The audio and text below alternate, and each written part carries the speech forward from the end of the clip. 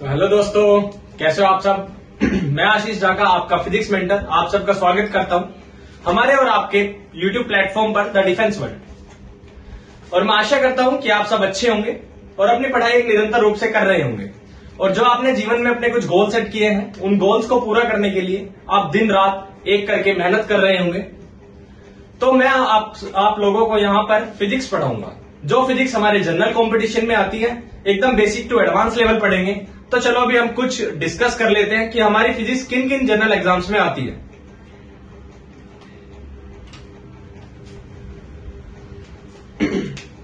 अगर मैं बात करता हूं आपकी एनडीए की, एनडीए होता है नेशनल डिफेंस एकेडमी। इसमें एक फिजिक्स का मेजर पोर्शन होता है। सेकंड बात करता हूं अगर मैं एयरफोर्स की, इसमें भी फिजिक्स का मेजर पोर्शन होता है। थर्ड बात करता हूं अगर मैं नेवी की, नेवी में दो पार्ट होते हैं, AA और SSR। इन दोनों में भी फिजिक्स का मेजर पार्ट होता है। अगर मैं बात करता हूं फोर्थ की, तो इंडियन कोस्ट गार्ड, इसमें भी आपकी अच्छे लेवल की फिजिक्स पूछी जाती है। अगर मैं पांचवें नंबर पर बात करूं तो CDS and FCAT। Seventh number पर आती है आपकी रेलवे। और अगर मैं 8 नंबर की बात करता हूं तो आपकी आती है SSC। अब अगर मैं बात करूं कि आपकी मेनली जो कि मेन सब्जेक्ट है उस एग्जाम्स में, कि जिसके फिजिक्स के बिना जिसकी कट ऑफ क्लियर नहीं होगी, तो हमारे ये 4 एग्जाम है जो कि फिजिक्स के बिना जिसकी आप कट ऑफ तक क्लियर नहीं कर सकते। Basically physics is most important for these 4। और अगर मैं बात करता हूं आपकी CDS, FCAT और रेलवे की, इसमें भी आपकी फिजिक्स की वेटेज अच्छी खासी होती है, जिसमें मैक्सिमम 14 से 15 क्वेश्चन आपके फिजिक्स के आते ही आते हैं इन एग्जाम्स में। और अगर मैं बात करता हूं इन चारों एग्जाम्स की, NDA, air force, navy, Indian coast guard की, इसमें आपके 20 से 25 क्वेश्चन फिजिक्स के आते हैं। और अगर मैं बात करता हूं आपके SSC की, यहां पे 3 से 5 क्वेश्चन फिजिक्स के आ जाते हैं। अब मैं आपको बताता हूं, अगर मैं बात करता हूं आपके एनडीए एग्जाम की, एनडीए में 80 और 20% होता है, कि जहां पे 80% आपके 9th-10th की फिजिक्स आती है और 20% आपके 11th-12th की फिजिक्स आती है। और जबकि मैं बात करूं अगर air force, navy, Indian coast guard की, तो वहां पे आपके 80% फिजिक्स जो होती है वो 12th क्लास की आती है और 20% फिजिक्स 9th और 10th क्लास की आती है। तो चलो बच्चों, अभी हम डिस्कस कर लेते हैं कि फिजिक्स का सिलेबस क्या है। बेसिकली फिजिक्स है क्या, हम पढ़ तो रहे हैं, हमें पढ़ना है फिजिक्स, पर किन्हीं सारे बच्चों को तो ये भी नहीं पता होगा कि फिजिक्स है क्या। और कुछ बच्चों को तो फिजिक्स का फोबिया होगा कि हाँ भाई, हमने तो फिजिक्स छोड़ दी थी 10th क्लास के बाद। तो अभी हम उस फोबिया को एकदम साइड में लेकर निकाल के रख देते हैं और हम बिल्कुल एकदम बेसिक से, एकदम सिंपल मेथड से हम बिल्कुल फिजिक्स को पढ़ेंगे। तो चलो अभी मैं स्टार्ट करता हूं कि व्हाट इज फिजिक्स। पर हमें उससे पहले पढ़ना होगा कि व्हाट इज साइंस, क्योंकि फिजिक्स तो पार्ट है साइंस का। तो अभी हम पढ़ते हैं स्टार्टिंग से कि व्हाट इज साइंस, कि व्हाट इज साइंस। साइंस क्या है, कि व्हाट इज साइंस। अगर मैं बात करता हूं साइंस की, साइंस एक लैटिन भाषा का शब्द है। साइंस एक लैटिन भाषा का शब्द है जिसका मतलब होता है ज्ञान, नॉलेज। बस यही सब चीज है साइंस की, कि कोई भी चीज अगर जो हमें ज्ञान दे रही हो, नॉलेज बढ़ा रही हो हमारी, वही चीज क्या है, साइंस। तो अगर अभी मैं आपको बोलूं कि लैटिन भाषा का शब्द है,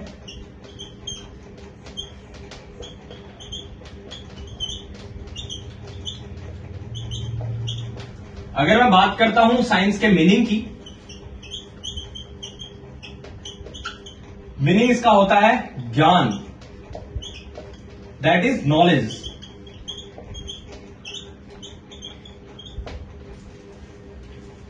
तो अभी आप पूछोगे कि सर यहां पर फिजिक्स आई कहां से।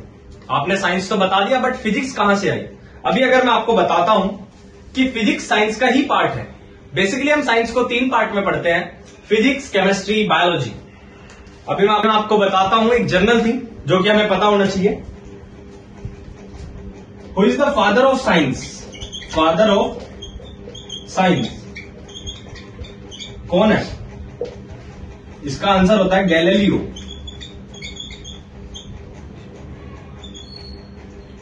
गैलीलियो एक साइंटिस्ट था जिसने साइंस का most of the part, basically अगर मैं बात करूं तो फिजिक्स का मोस्ट ऑफ द पार्ट बताया था, जिसे साइंस का जनक या फादर बताया गया है। ठीक, तो अभी आप पूछोगे कि सर आपने फिजिक्स की तो बात करी ही नहीं अभी तक, तो चलो अभी हम बताते हैं फिजिक्स के बारे में।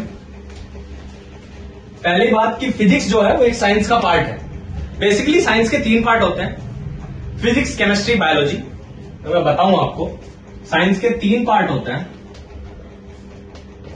Physics, chemistry, biology.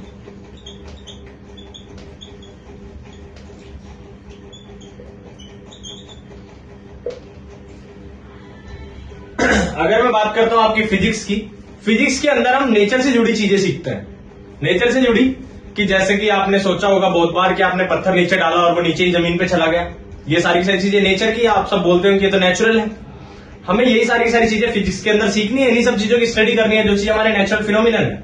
ठीक, अगर मैं बात करता हूं आपकी केमिस्ट्री की, तो हमें इसके अंदर केमिकल्स की स्टडी करनी है, जो हमारे कुछ नेचुरल केमिकल्स होते हैं, कुछ हम खुद बनाते हैं, साइंथेटिक लैब्स में केमिकल्स बनाए जाते हैं, उन सब चीजों के बारे में सीखना है केमिस्ट्री के अंदर। अगर हम बात करें बायोलॉजी की, बायोलॉजी होता है जीव विज्ञान, जिसमें हम लिविंग ऑर्गेनिजम्स के बारे में सीखते हैं, लिविंग्स के बारे में सीखते हैं, प्लांट्स के बारे में सीखते हैं, एनिमल्स के बारे में सीखते हैं, उस सब की स्टडी को हम बायोलॉजी बोलते हैं। तो चलो अभी मैं आपको बात करते हैं हम फिजिक्स की। अब हम अपना टॉपिक स्टार्ट करते हैं कि what is physics, what is physics, what is physics. अगर मैं आपको बताऊं फिजिक्स साइंस की वो शाखा है जिसमें हम प्राकृतिक के कुछ नियम समझते हैं।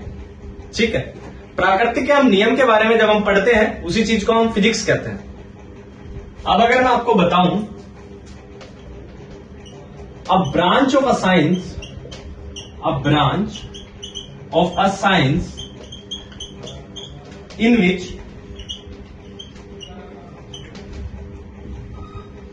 we study about natural phenomena,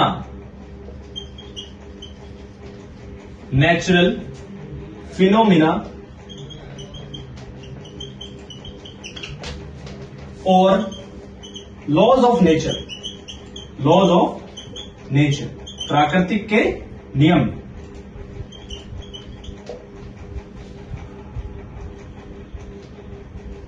ठीक, ये अगर हम डेफिनेशन की बात करें, जो कि आपको अपने नोट्स में लिखनी है, बल्कि हम आपको नोट्स पीडीएफ फॉर्मेट में देंगे हमारे टेलीग्राम चैनल पर भी। तो चलो अभी बच्चों आपने ये सब तो सीख लिया, मेरे दोस्तों अभी आपने ये सब तो सीख लिया कि फिजिक्स होता क्या है, फिजिक्स है क्या। अभी हम बात करते हैं कि फिजिक्स में हमें क्या क्या पढ़ना है, जो कि हमारा एग्जाम ओरिएंटेड होगा और एकदम बेसिक टू एडवांस लेवल तक पढ़ेंगे। तो चलो अभी हम स्टार्ट करते हैं फिजिक्स का सिलेबस, जो कि डिस्कस करना बहुत बहुत ज्यादा जरूरी होता है। तो अभी मैं आपको बता दूं कि बेसिकली फिजिक्स हमारी 4 पार्ट होते हैं, 4 पार्ट होते हैं हमारे फिजिक्स में, जिसमें 2 पार्ट आपकी 11th की फिजिक्स होती है, 2 पार्ट आपके 12th की फिजिक्स होती है। और मैंने आपको स्टार्टिंग में वीडियो के बताया था कि आपको 10th और 9th और 10th की भी फिजिक्स पढ़नी है। हम 11th 12th की फिजिक्स पढ़ेंगे, जो उनका बिल्कुल बेसिक पोर्शन होता है, वही हमारा 9th और 10th में होता है। ठीक, तो हम स्टार्ट करते हैं अपना फिजिक्स का पहला पार्ट, सिलेबस का पहला पार्ट। अगर हम सिलेबस की बात करें, सिलेबस की बात करता हूं तो फिजिक्स में हमारे 4 पार्ट होते हैं। पार्ट 1,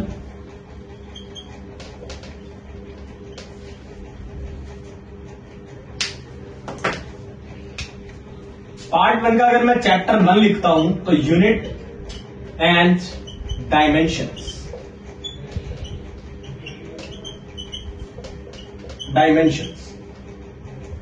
बेसिकली हमें इस चैप्टर में इकाई के बारे में पढ़ना है। इकाई मतलब यूनिट्स। अगर मैं बात करूं आपकी यूनिट की, अब आपने कोई भी कभी आपने स्पीड देखी होगी, हम स्पीड को कैसे मेजर करते हैं, हम बोलते हैं कि 5 मीटर पर सेकंड। जो मीटर पर सेकंड है वो क्या है, वही तो इसकी यूनिट है।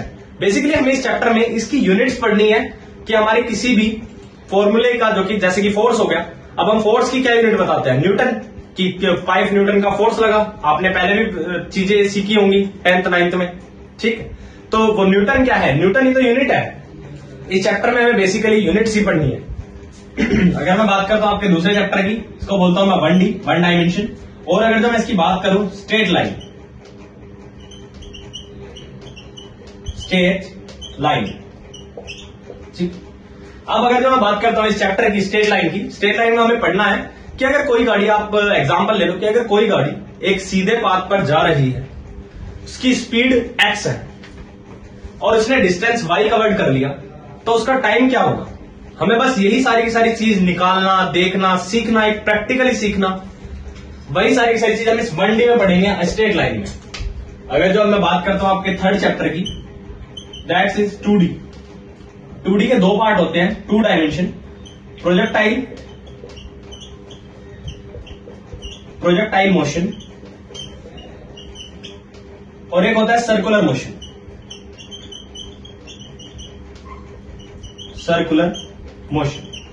अब अगर जो बात करता हूं आपकी प्रोजेक्टाइल मोशन की, आपने नीरज चोपड़ा का नाम सुना होगा। क्या करता है वो, जैवलिन थ्रो करता है। तो जैवलिन को जब थ्रो करते हैं तो जैवलिन किस तरह थ्रो होता है, ऐसे देखो, यहां से अगर वो थ्रो करता है तो जैवलिन ऐसे करके थ्रो करता है ना, ऐसे ऐसे जाता है, ऐसे। तो जो सा ये पाथ होता है ना उस जैवलिन का, ये वाला पाथ, जो ये मोशन होता है इस पाथ का, इस ही मोशन को हम प्रोजेक्टाइल मोशन बोलते हैं। तो अभी हमें इसी मोशन को पढ़ना है कि कहां पे वो मैक्सिमम सबसे ज्यादा फेंकता होगा Neeraj Chopra, largest world record है उसका। तो वही सब चीजें हमें इसके अंदर पढ़नी है। और अगर मैं बात करूं अब सर्कुलर मोशन की, हमें सर्कल पे जो मोशन होता है, अगर मैं किसी बॉल को अपने हाथ पे बांधू एक धागे के साथ, अगर मैं ऐसे ऐसे उसको घुमाऊं, तो वो बॉल कौन सा मोशन में घूम रही है, उसी को हम सर्कुलर मोशन बोलते हैं। उसी के बारे में पढ़ना है कि उसके ऊपर फोर्स कितना लग रहा है, कौन सा एक्सेलरेशन चल रहा है उसके अंदर, बस। अब अगर मैं बात करता हूं अपने 4th चैप्टर की, मेरा 4th चैप्टर है वेक्टर। अब वेक्टर के अंदर हम बात करेंगे कुछ डायरेक्शंस की, कुछ मैग्नीट्यूड की, बस। जिसके अंदर मैग्नीट्यूड, डायरेक्शंस, ये सारी चीजें हम पढ़ेंगे। वही सब चीज किसके अंदर आती है, वेक्टर के अंदर। अब अगर मैं बात करता हूं अपने 5th चैप्टर की, वो है Newton laws of motion, Newton laws of motion. अब आपने एक लॉ जरूर पढ़ा होगा कि अगर कोई बॉडी रेस्ट में है तो वो रेस्ट में ही रहेगी, अगर कोई बॉडी मोशन में है तो वो मोशन में ही रहेगी। जब तक उसके ऊपर कोई एक अपना फोर्स ना लगा दो, तब तक वो अपनी जिस अवस्था में है उसी अवस्था में रहेगी। तो ये कौन सा नियम है मोशन का, ये है first law of the motion. ये न्यूटन का पहला नियम है, ठीक है। तो चलो अभी हम अपनी आगे चैप्टर्स और देखते हैं कि हमारे पार्ट 1 में और कितने चैप्टर हैं। इस चैप्टर में हमने न्यूटन के लॉज ही पढ़ने हैं। अगर मैं आपकी 6ठे चैप्टर की बात करता हूं तो मेरा होता है work, energy and power. Work, energy and power, कार्य, ऊर्जा। कार्य और ऊर्जा सेम होते हैं, ठीक है। ये बात हम इस चैप्टर में सीखेंगे, ठीक है। कुछ बच्चों को पता भी होगा, कुछ ने 9th क्लास में ये वाली बात का पता चल गया होगा। तो अभी हम ये वाला चैप्टर यहां पे लेंगे। अगर जो मैं फर्स्ट पार्ट की 7th चैप्टर की बात करता हूं तो वो होता है ग्रेविटेशन, गुरुत्वाकर्षण। अभी मैंने आपको स्टार्टिंग में बताया था कि न्यूटन के सर पे सेब गिरा, हाँ, तो उसने ग्रेविटी की खोज कर दी। बस हमें वही चैप्टर के बारे में बताना है कि उसने और क्या क्या चीजें बताई थी। सेब वाली बात तो सबको याद है, ठीक। ग्रेविटेशन, गुरुत्वाकर्षण। अगर मैं आपको बात करता हूं 8वें चैप्टर की, this is rotational motion.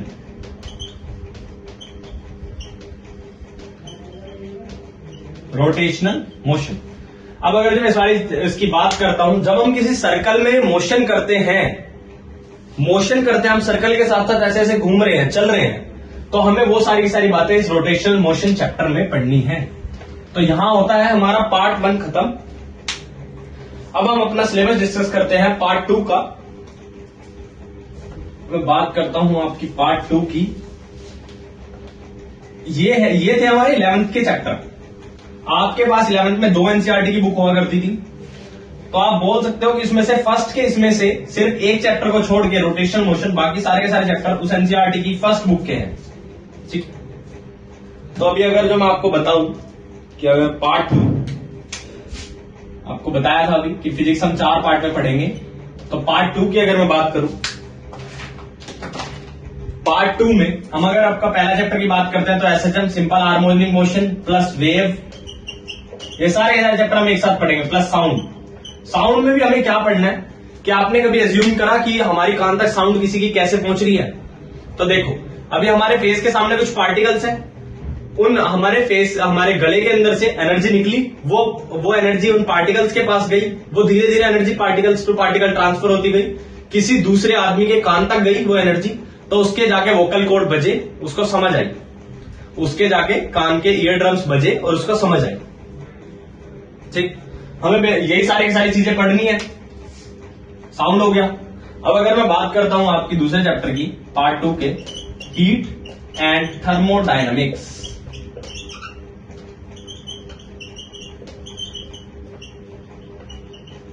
Heat and thermodynamics, ठीक है। अब मैं बात करता हूं आपके तीसरे चैप्टर की, पार्ट 2 के, properties of matter. Properties of matter. Matter में हमको क्या क्या चीजें होती है? मैटर में हमेशा 2 चीज होती है, एक सॉलिड एक फ्लूइड। फ्लूइड के 2 पार्ट होते हैं, एक गैस और एक लिक्विड। तो बस इन्हीं यही मैटर की सारी चीजें पढ़नी है हमें। सॉलिड, लिक्विड, गैस आपने 9th क्लास में पढ़ा होगा। सॉलिड, फ्लूइड, फ्लूइड के अंदर 2 पार्ट होते हैं, गैस और आपका लिक्विड। गैस और लिक्विड। अब इसी के साथ हमारा पार्ट 2 खत्म हो गया। अब अगर जो मैं बात करता हूं आपके पार्ट 3 की, अभी यहां तक पार्ट 2 के बाद हमारी पूरी 11th क्लास खत्म। जितना पोर्शन हमारा 11th क्लास में आता है वो हमारा पार्ट 2 के साथ खत्म हो जाता है। अभी आप बच्चे कुछ 12th करके आए होंगे, जिनको ये पढ़नी हो, जिन्होंने ये चैप्टर्स पढ़े होंगे, जिसके पास पीसीएम होगा, बेसिकली फिजिक्स केमिस्ट्री होगा, या बायोलॉजी हो या मैथ्स हो, तो उन्होंने ये सारे चैप्टर पढ़े होंगे। पार्ट 3 की अगर मैं बात करता हूं तो पहला चैप्टर मेरा होता है पार्ट 3 में। पार्ट 3 में पहला चैप्टर मेरा होता है इलेक्ट्रोस्टैटिक्स। Electrostatics plus capacitor. अगर मैं बात करता हूं इसके दूसरे चैप्टर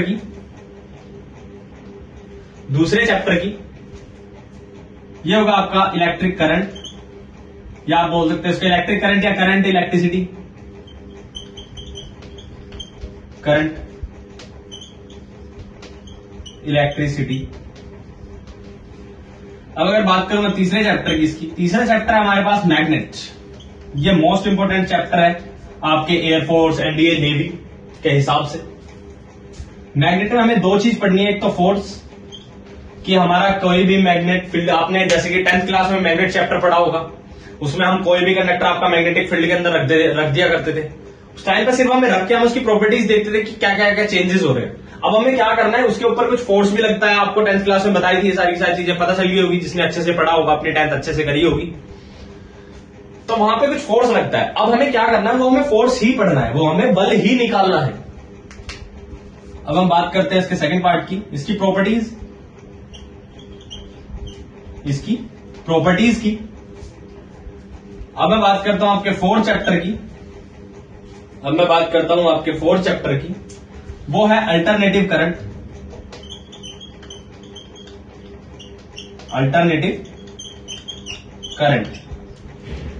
जो आपकी बिजली आपके घर के अंदर आ रही है, जो कि ये बिजली है, इसी के बारे में पढ़ना है। अल्टरनेटिव करंट बेसिकली है ही वही चीज जो लाइट आपके घरों में आ रही है। की बात करता हूं 5वें चैप्टर की, इसकी EMI, इलेक्ट्रोमैग्नेटिक इंडक्शन। बात करूंगा जो मैं इसकी 6ठे चैप्टर की, EM वेव्स, EM वेव्स, यहां से क्वेश्चन आ जाता है EM वेव्स के ऊपर। एक आपका स्पेक्ट्रम होता है, उसके अंदर हमारी वेव्स के कुछ होते हैं कि radio wave, X-ray, visible region, इन सारों की कभी कभी फ्रीक्वेंसी पूछ लेता है, वेवलेंथ पूछ लेता है, डायरेक्ट क्वेश्चन आता है आपका बिल्कुल एकदम। एयरफोर्स में, नेवी में, एनडीए में, EM waves is electromagnetic waves. अब अगर मैं बात करता हूं आपके फोर्थ पार्ट की, फोर्थ लास्ट पार्ट आपकी 12th फिजिक्स का, हम फिजिक्स को बिल्कुल एकदम बेसिक लेवल से अच्छे से एकदम पढ़ते चले जाएंगे कि हम सीखेंगे। हम एक पहली बात, हम रटेंगे कुछ नहीं, हम बस सीखेंगे। रटना कुछ नहीं है, आपने बहुत रट लिया होगा अभी तक, बट अब आपको सीखना है।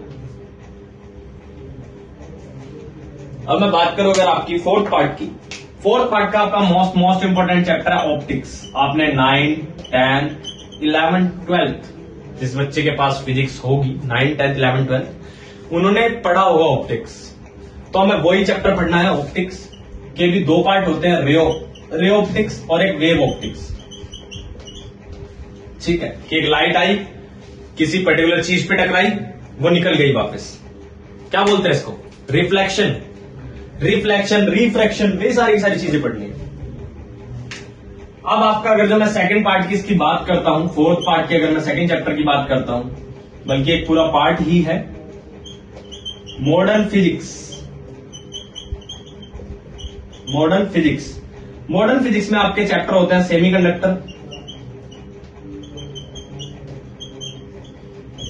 सेमीकंडक्टर, दूसरा एटम एंड न्यूक्लियाई, तीसरा चैप्टर होता है कम्युनिकेशन।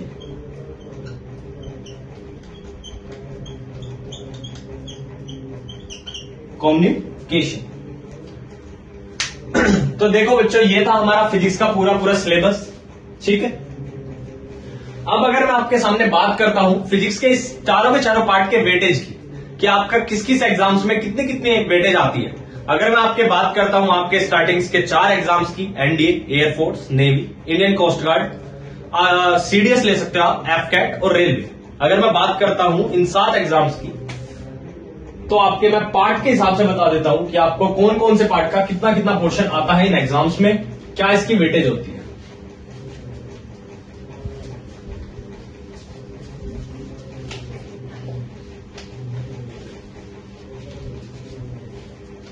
देखो, अगर मैं बात करता हूं आपके पार्ट 1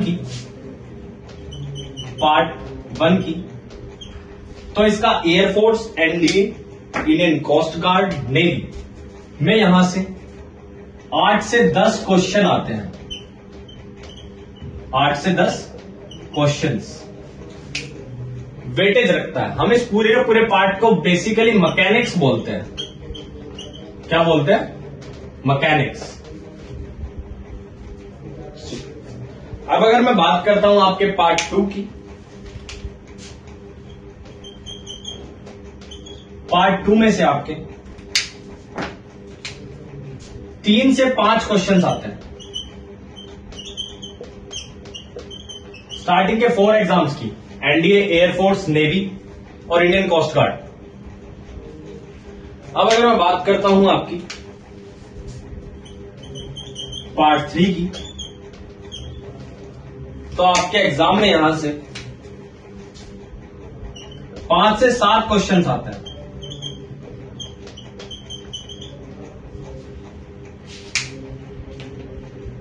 अब अगर मैं बात करूं आपके पार्ट 4 की,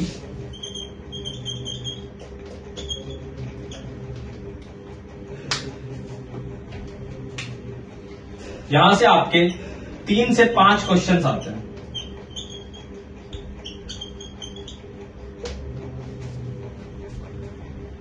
तो अभी हम इन वेटेज के हिसाब से, एकदम स्ट्रेटेजी के हिसाब से, बिल्कुल बेसिक टू एडवांस लेवल अपने यहां पर इस YouTube चैनल पर पढ़ेंगे। तो अगर अभी मैं आपको बता दूं कि हमारे यहां पर, अगर मैं आपको बताने लगूं कि आपकी मैकेनिक्स की weightage, mechanics is most important, mechanics mechanics के अंदर हम कल अपनी एक वीडियो लेके आएंगे नई, जिसमें हम आपको पहला चैप्टर पढ़ाएंगे मैकेनिक्स का first chapter part 1 physics part 1 chapter unit या चैप्टर ले सकता 1 यूनिट्स एंड डायमेंशंस।